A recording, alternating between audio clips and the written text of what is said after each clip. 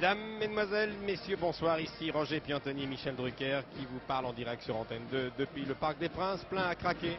À quelques minutes de, voici la coupe de la 68e édition de la Coupe de France de football, 68e finale qui va opposer, vous le savez, deux équipes spécialistes de ce type de compétition, l'Association sportive de Monaco et l'équipe du Paris Saint-Germain. Au moment où Pierre Badel prend l'antenne, aux commandes des cars et des caméras de la Société française de production, nous attendons le chef de l'État, M. François Mitterrand, qui doit présider cette finale.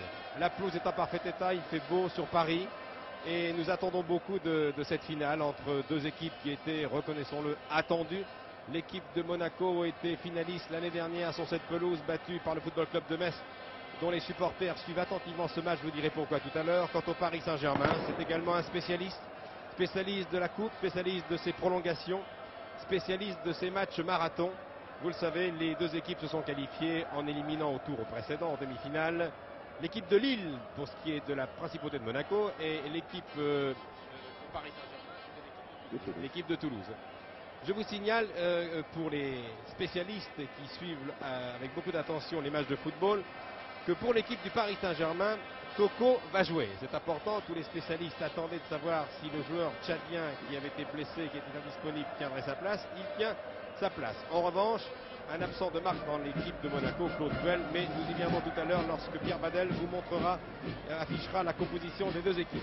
Un stade plein à craquer, un service de sécurité très très renforcé, plus de 2000 policiers, vous imaginez pourquoi. Le drame du Heysel plane encore sur tous les stades d'Europe et tous les stades du monde en ce moment. Et nous allons, je l'espère, vivre dans très bonnes conditions le dernier acte de la saison, puisque vous savez que la finale de la Coupe clôture traditionnellement la saison de football en France et un petit peu partout d'ailleurs en Europe. À mes côtés, quelqu'un qui a disputé une grande finale de la Coupe de France de football. À l'époque, il jouait au Stade de Reims. C'était un match contre Nîmes, si ma mémoire est bonne. C'est Roger Piantoni qui suit régulièrement à mes côtés les matchs de football sur Antenne 2. Mon camarade Roger qui officie également à Europe 1. Alors Roger Piantoni, dans quel état d'esprit aborde-t-on une finale de Coupe de France? Car la Coupe, ça n'a rien à voir avec le championnat. Tout à fait. Enfin, il y a deux états d'esprit certainement qui sont tout à fait différents dans les deux équipes. Il y a cette équipe de Monaco à qui ça fait plaisir de remporter la Coupe de France. Une Coupe de France n'est jamais à négliger. Et la deuxième, c'est Paris Saint-Germain qui, elle, pour une accession l'année prochaine dans un championnat européen, notamment la Coupe des Coupes, voudrait bien participer. Donc on pourrait croire que la motivation parisienne ce soir sera plus forte que celle de Monaco. Oui, parce qu'on peut dire qu'en championnat, la saison est en partie ratée. Tout à fait. En partant de ce principe, on pourrait croire que Paris Saint-Germain ce soir sera survolté, alors que là, ils vont se heurter quand même, comme je le disais, une équipe qui voudrait bien remporter la Coupe de France. Donc je pense que ce sera un match équilibré entre deux équipes qui pratiquent tous les deux un football offensif, ce qui devrait nous valoir un bon spectacle.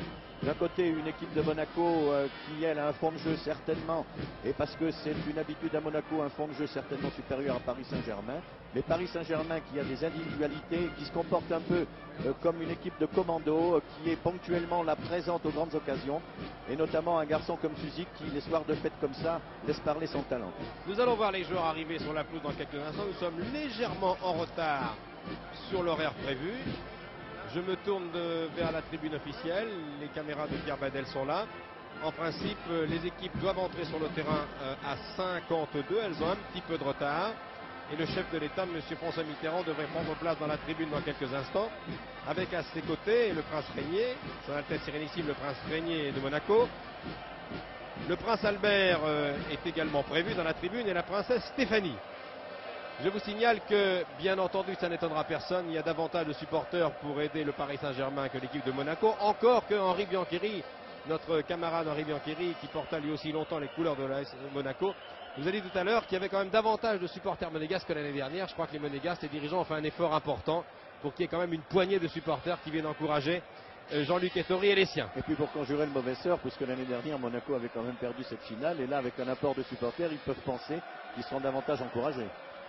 Alors, pourquoi vous ai-je dit que les Messins suivaient ce match avec beaucoup d'attention? Je les salue au passage, les joueurs de Metz qui sont devant leur poste de télévision.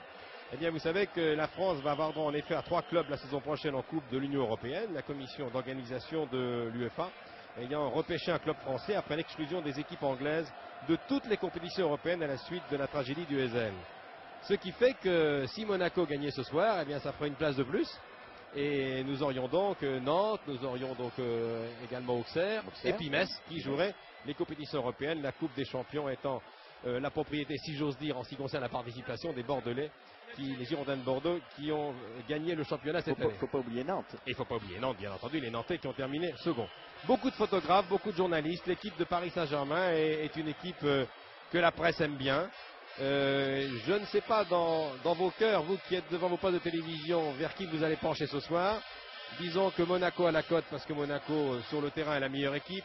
Le style monégasque, eh bien, il dure depuis Simi Baldi, le Duc, Banide et maintenant Lucien Muller. C'est un style chatoyant, c'est un football collectif, c'est un beau football. L'équipe de Paris Saint-Germain étant plus imprévisible, plus fantasque, disons. Je crois que le chef de l'État va prendre place dans la tribune, devant les caméras de Pierre Badel. Voilà M. Mitterrand, le prince Régnier à ses côtés. M. Jean Chadou, le président de la Ligue nationale de football. M. Chirac, bien sûr, les représentants monégasques et parisiens sont là. M. Tourné Fayard, le président. M. Amarance également, qui est là. Il y a vraiment beaucoup de personnalités qui sont venues assister à cet événement. M. Juan Samaranch, le président du CIO. Je crois qu'il était dans la tribune de Roland Garros cet après-midi pour la finale des dames, Navratilova, Evert Lloyd aux côtés de Philippe Chatrier. Bref, du beau monde pour cette finale 68e du nom qui s'annonce fort bien. Le chef de l'État va descendre, il va se faire présenter, c'est la tradition qui le veut, les joueurs de cette finale par les capitaines respectifs, c'est-à-dire Luis Fernandez pour le Paris Saint-Germain et le gardien Jean-Luc Ettori, qui est l'excellent gardien de la Principauté. Les présidents également de clubs sont là. Vous voyez que la princesse Stéphanie accompagne son papa, elle est derrière également, le prince Albert également, juste derrière. Le prince Albert est un bon joueur de foot. Il lui arrive de s'entraîner régulièrement avec les joueurs. Et de jouer tous les dimanches. La Marseillaise, exécutée par la musique principale des troupes de marine.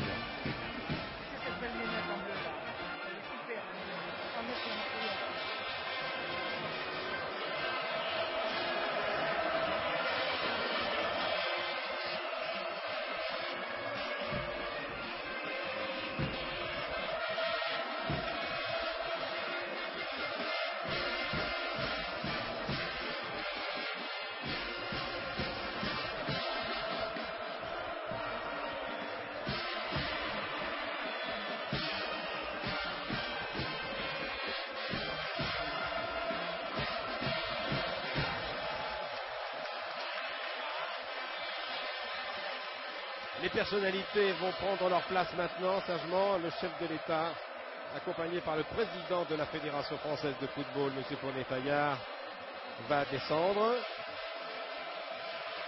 et va se faire présenter les 22 acteurs.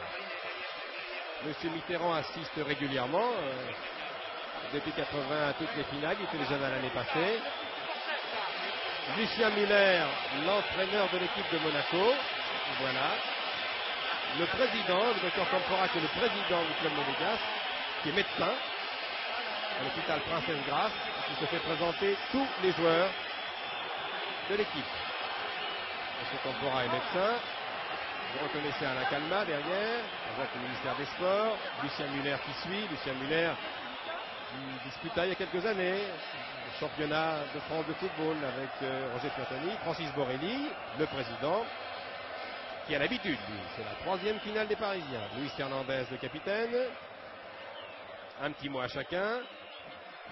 Je crois que le président avait dit qu'il était un supporter du gardien Baratelli l'année dernière. Et Baratelli qui va prendre sa retraite, il a été opéré d'un genou, ça s'est bien passé, le entier.